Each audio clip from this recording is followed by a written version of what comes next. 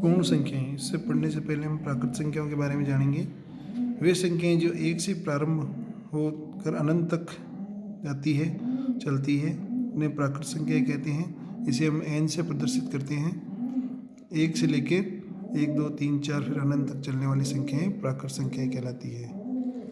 प्राकृत संख्या में यदि हम जीरो जोड़ दें, जीरो ऐड कर दें, तो उन्हें हम पूर्ण संख्याएं कहेंगे। पूर्ण संख्या को हम W से प्रदर्शित करते हैं, अंग्रेजी में इसे होल नंबर कहते हैं। प्राकृत संख्याओं में शून्य जोड़ने पर पूर्ण संख्याएं कहलाती है। जैसे W पूर्ण संख्याएं बराबर 0 1 2 3 4 और इससे आगे अनंत तक चलती है। अब हम गणितीय पूर्ण संख्याओं पर आधारित कुछ गणितीय संक्रियाएं करेंगे। उनके कुछ क्वेश्चन हैं, वो अपन सोल्व करते हैं एक एक के। जैसे पहला प्रश्न है, उपयुक्त क्रम में लगाकर योग ज्ञात करो। जो संख्याएं दी हुई है पूर्ण संख्याएं, इनको हमें जोड़ना है, लेकिन एक निश्चित क्रम में लगाकर जोड़ेंगे जिससे हमें जोड़ने में आसानी रहेगी। तो हम इसे जोड़ते हैं। देखिए 837, अगर इसमें हम 363 पहले ऐड कर दें मान लो, तो हमें इन्हें जोड़ने में आसानी रहेगी। फिर इसमें 208 अलग से ऐड कर दिया जाएगा। जोड़िए इन्हें, 7 और 3 0, 6 9 और 1 हासिल का 10 0 हासिल का 1 8 3 11 12 1200 प्लस 208, ये हो गए दोनों मिलाकर के 1408। क्वेश्चन नंबर बी, इसमें भी हम उपयुक्त क्रम लगा करके जोड़ेंगे। देखते हैं कि किसको जोड़ने पर सैकड़े इसकी गुणज संख्या बनती है।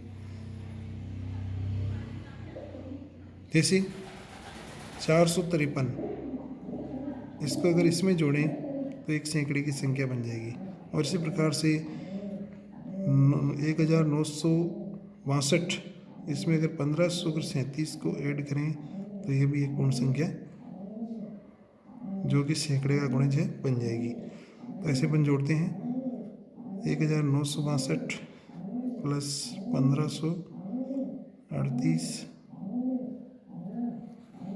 प्लस 453 प्लस 647, इनको जो ऐड करते हैं 8 और 2 10 की हासिल का 1, 4 3 9 और 1 10 की हासिल का 1, 9 14 और 1 15 की 5 हासिल का 1, 2 और 1 3 प्लस 7 और 3 10 की हासिल का 1, 9 और 1 10 की हासिल का 1, 6 और 4 10 और 11, 1100 प्लस 3500, इनको अपन जोड़ देते हैं। ये हो जाते हैं अपने 5100। अगला प्रश्न है, उपयुक्त क्रम में लगाकर गुणनफल ज्ञात कीजिए। इसमें भी हम इसी प्रकार से सैकड़े का गुणज बनाते हुए गुणनफल बनाएंगे। जैसे 50 को 2 से गुणा कर देते हैं, 2 गुणा 50, तो यह सैकड़ा बन जाएगा और हमें गुणनफल में आसानी रहेगी। 2 को 50 से गुणा किया 100, 1768। अब किसी भी संख्या को अगर सैकड़े से गुणा करें तो संख्या में 2 शून्य ऐड करने हैं, 1768 00, ये इसका गुणनफल होगा। इसी प्रकार से 4 गुणा 166 गुणा 25, इसको भी गुणा करते हैं। हम कोशिश करते हैं कि सैकड़े की संख्या बने या सैकड़े का गुणज बने। तो 25 को 4 से गुणा करें तो सैकड़े की संख्या बन जाती है, यानी कि 100 आ जाता है, 100 आ जाता है। 166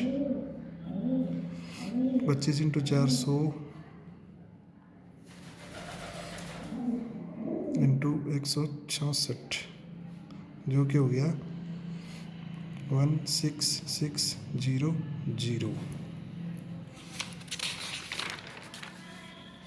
अगला प्रश्न,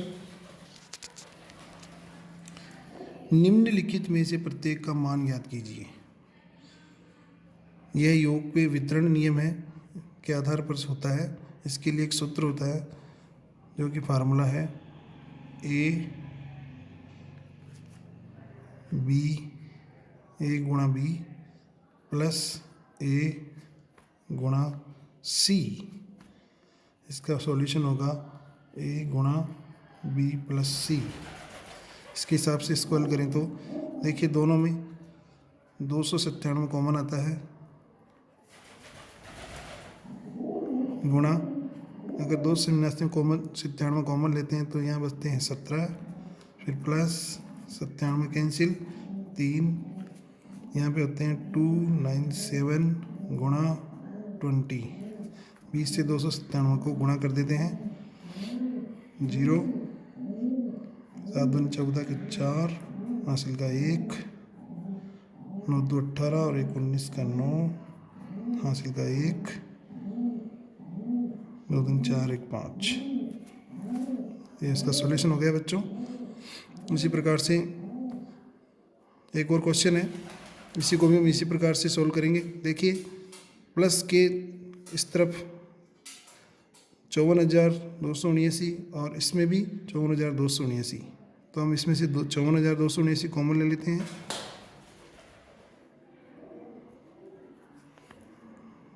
गुणा कॉमन इसके कॉमन लेने पर 92 प्लस इसमें कॉमन आया तो 8 बचा, 92 और 8 में जोड़ देंगे 54,279 गुणा 100 से गुणा करने पर 54,279 तो बच्चों इस प्रकार हमने देखा कि पूर्ण संख्याओं के कुछ गणितीय प्रश्न जो उस गणितीय संक्रिया पर आधारित है। इसमें योग है, गुणा है और योग पर वितरण नियम। ओके बच्चों, थैंक यू।